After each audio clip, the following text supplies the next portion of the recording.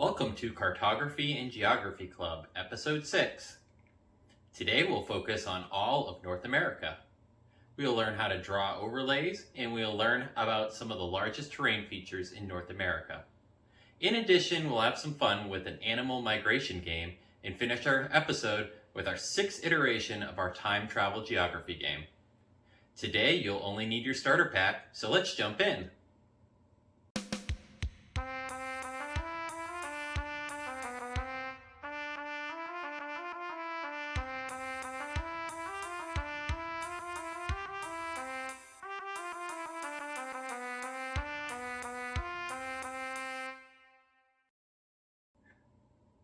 Welcome to Cartography. I'm your host, Mark. I like to start by letting you know one of my favorite animals is the rhino. I like them because they are giant horned creatures that look generally fierce, but they're generally docile in their temperament.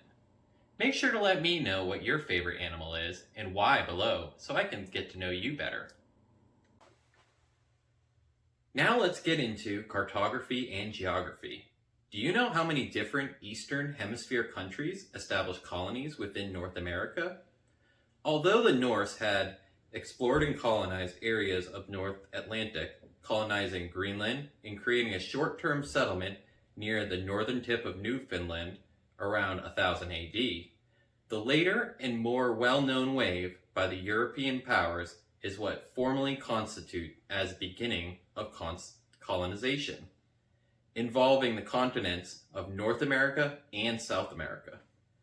During this time, several empires from Europe, primarily Britain, France, Spain, Portugal, Russia, the Netherlands, and Sweden, began to explore and claim the land, natural resources, and human capital of the Americas, resulting in the displacement, disestablishment, enslavement, and in many cases genocide of the indigenous people. Many of the social structures, including religions, political boundaries, and languages that make up the Western Hemisphere in the 21st century are the descendants of the structures which were established during this period. Today, North America is defined as a continent in the Northern Hemisphere that is almost entirely within the Western Hemisphere. It is bordered to the north by the Arctic Ocean, to the east by the Atlantic Ocean, to the south by South America, and to the west by the Pacific Ocean. Because it is on the North American tectonic plate, Greenland is also included as a part of North America geographically. North America covers an area of about 24,709,000 square kilometers, or 9,540,000 square miles. About 16.5% of Earth's land area and about 4.8% of its total surface. North America is the third largest continent by area, following Asia and Africa, and the fourth by population after Asia, Africa, and Europe. In 2013, its population was estimated at nearly 579 million people in 23 independent states, or about 7.5% of the world's population. For our first activity, I'm going to see how much detail you know about North America. Without looking at a map, take a blank piece of paper and draw the outline of North America. As a bonus, add the major mountain ranges and other terrain features if you know any of them. Here's how I would do it. Once you have completed this, please take a picture and send it to me so I can post it to our announcements section. Pause here until you have completed your drawing.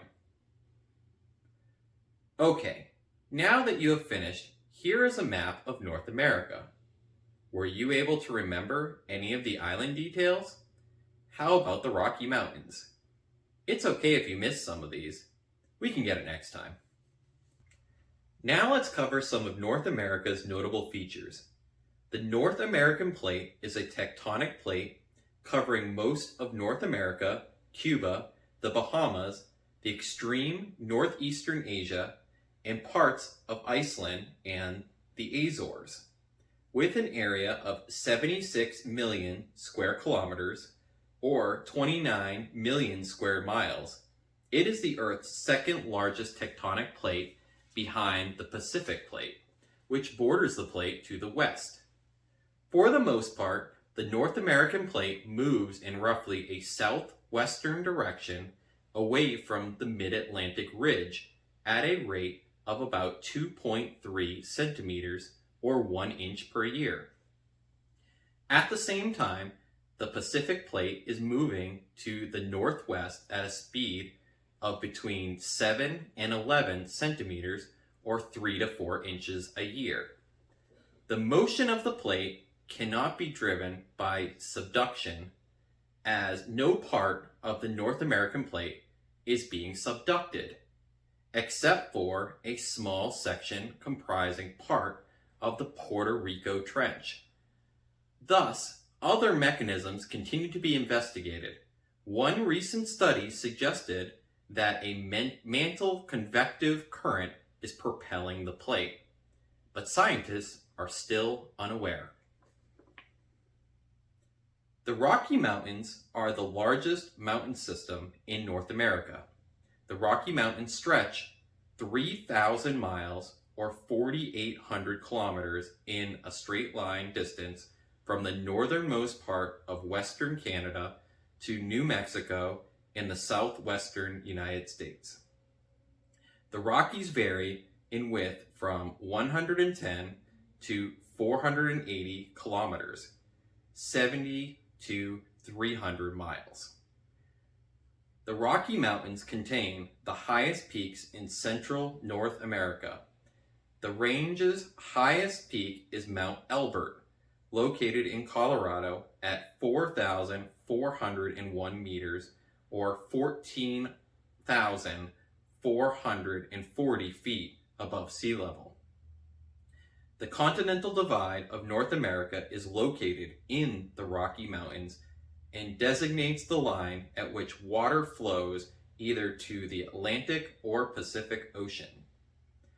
Triple Divide Peak in Glacier National Park is so named because water falling on the mountain reaches not only the Atlantic and Pacific, but also the Hudson Bay.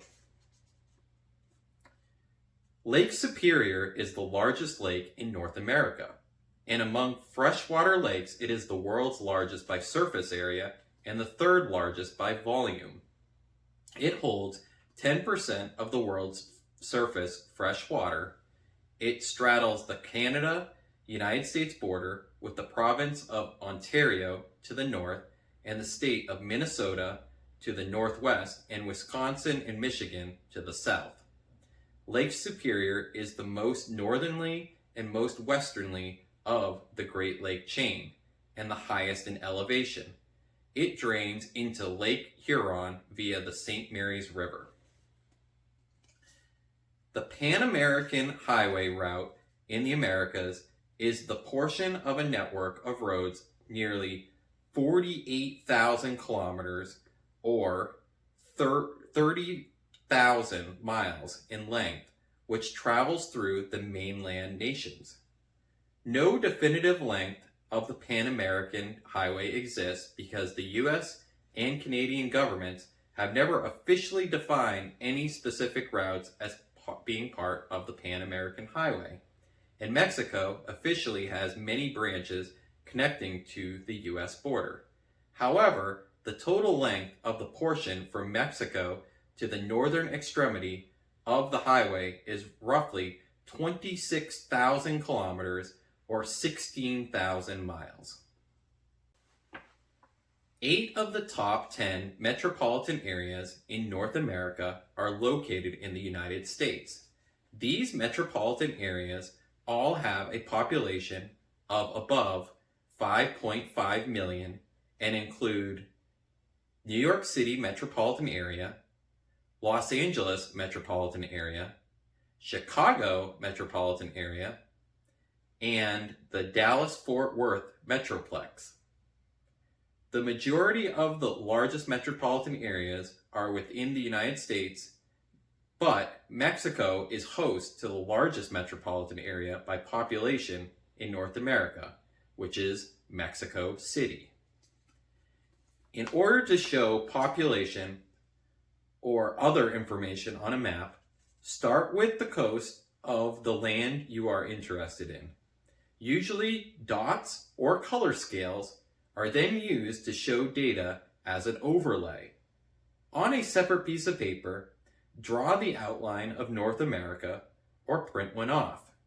Use the light-up board and align the outline paper under a blank piece of paper. Alternatively, you could use a piece of tracing paper. Now, draw the population density like displayed on this map. Don't forget to add a legend in the bottom right.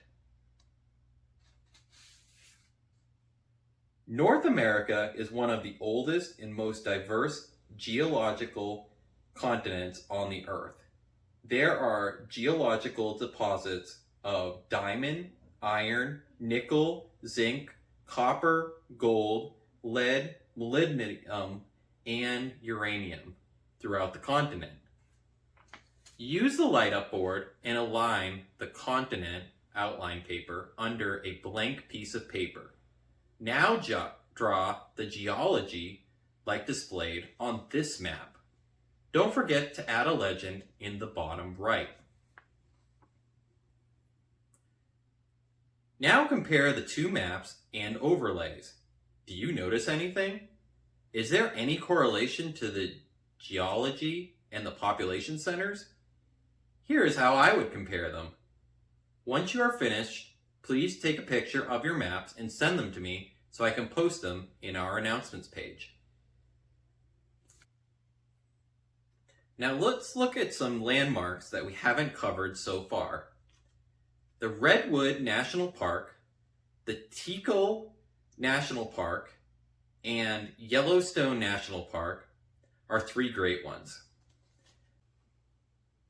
The Redwood National and State Parks is a complex of one national park and 3 state parks.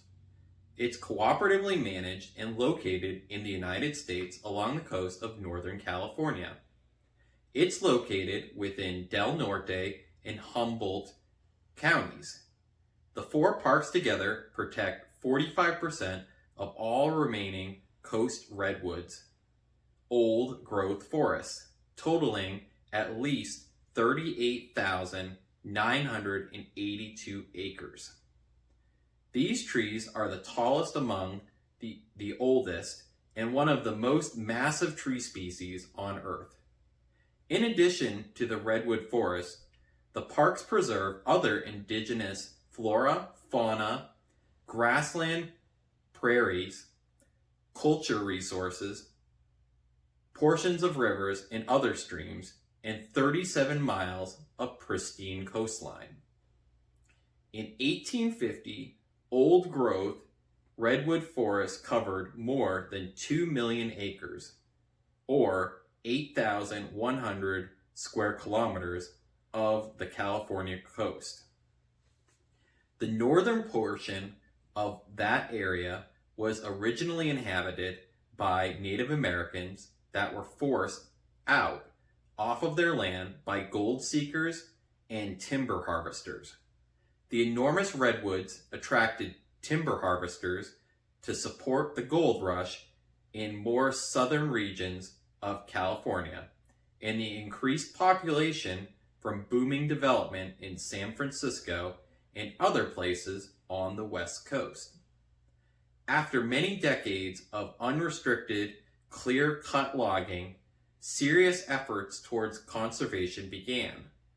By the 1920s, the work of the Save the Redwoods League, founded in 1918 to preserve remaining old-growth redwoods, resulted in the establishment of Prairie Creek, Del Norte Coast, and Jebediah Smith Redwood State Parks, among others. Redwood National Park was created in 1968 by which time nearly 90% of the original redwood trees had been logged. Tikal National Park is the ruin of an ancient city found in a rainforest in Guatemala. It is one of the largest archaeological sites and urban centers of the pre-Columbian Mayan civilization. It is located in the archaeological region of the Petén Basin, in which is now northern Guatemala. Though monumental architecture at the site dates back as far as the 4th century BC, Tikal reached its peak during the years of 200 to 900 AD. The city has been completely mapped and covered an area greater than 16 square kilometers or 6.2 square miles. That included about 3,000 structures. The topography of the site consists of a series of parallel limestone ridges rising above swampy lowlands. The major architecture of the site is clustered upon areas of higher grounds and linked by raised causeways spanning the swamps. Yellowstone National Park is an American national park located in the western United States, largely in the northwest corner of Wyoming and extending into Montana and Idaho. The park is known for its wildlife and its many geothermal features, especially Old Faithful, one of its most popular. While it represents many types of biomes, the subalpine forest is the most abundant. It is part of the South Central Rocky Forest ecoregion. Rivers and lakes cover 5% of the land area, with the largest body of being Yellowstone Lake at 87,040 acres, or 352 square kilometers. Yellowstone Lake is up to 400 feet or 120 meters deep and has 110 miles or 180 kilometers of shoreline. At an elevation of 7,733 feet or 2,357 meters above sea level, Yellowstone Lake is the largest high elevation lake in North America. Forests comprise 80% of the land area of the park. Most of the rest is grassland. Old Faithful is a cone geyser in Yellowstone National Park. It is a highly predictable geothermal feature and has erupted every 44 minutes to 2 hours since the year 2000. Yellowstone National Park has one of the world's largest petrified forest trees, which were long ago buried by ash and soil and transformed from wood to mineral materials. This ash and other volcanic debris are believed to have come from the park area itself as the center part of the Yellowstone, which is the massive caldera of a supervolcano. On a separate piece of paper, draw a representation of each of these landmarks. After you draw these landmarks, use the light-up board to transfer them onto your North America outline map in the locations they are geographically. Here's how I would do it. Use the overlays that were previously created and see how these landmarks correlate to population and geology. What do you think? Once you are happy with your map, make sure to take a picture and send it to me to be placed on our website in our announcements page. Also, let me know of any conclusions you can draw from the overlays. Let's look at some smaller scale maps. North America has a multitude of different architecture styles. Two of the best known being used today are the postmodernist and tiny house styles. Postmodern architecture first emerged as a reaction against the doctrines of modern architecture as expressed by the modernist architects. Postmodernist buildings had curved forms, decorative elements, asymmetry, bright colors, and features often borrowed from earlier periods. Colors and textures were unrelated to the structure or function of the building. Postmodern buildings often combine astonishing new forms and features with seemingly contradictory elements of classicism. In contrast, the tiny house movement is an architectural and social movement that advocates for downsized living spaces, simplifying and essentially living with less.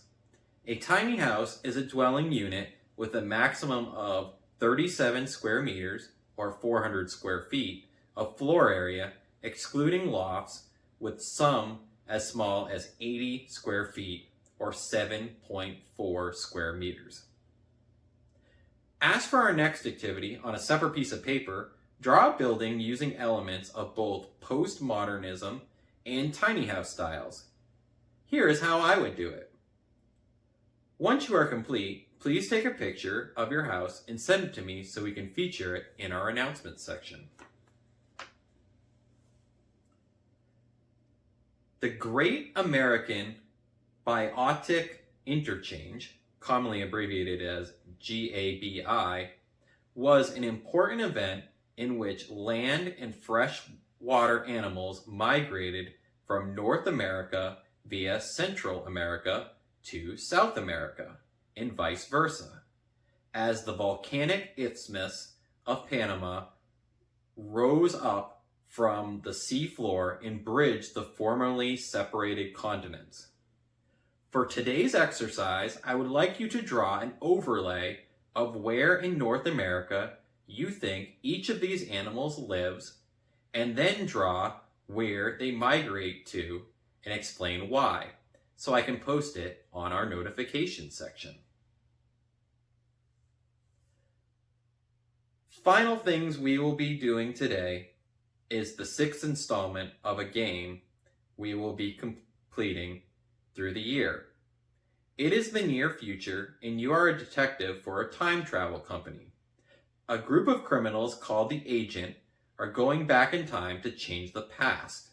It is your responsibility to determine when, where, and what they are going to steal based on clues sent to us. This week's clues are home of Captain Daniel Gallery, made to fight the Allies in World War II,